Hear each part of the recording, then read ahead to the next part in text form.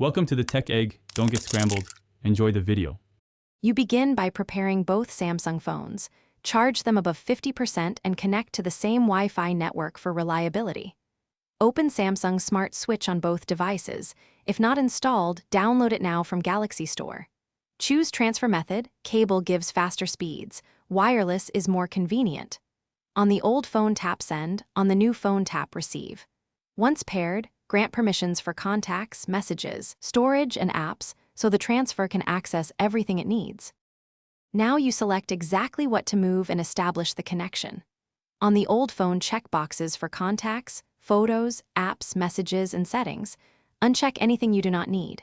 For wired transfer, connect phones with a USB-C cable and adapter. Wired transfers are more stable and faster for large media libraries. For wireless, verify the pairing code shown on both screens and accept the prompt. Once the devices confirm, the transfer queue builds, and you can monitor progress in real time. Finish by waiting for Smart Switch to report transfer complete and then tap Done. Do not interrupt the process.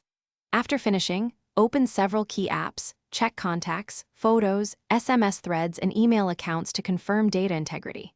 Make sure device accounts like Samsung and Google are signed in so apps and settings restore correctly. If something fails or items are missing, reboot both phones, enable developer USB debugging if prompted, and retry using a wired connection for the highest success rate.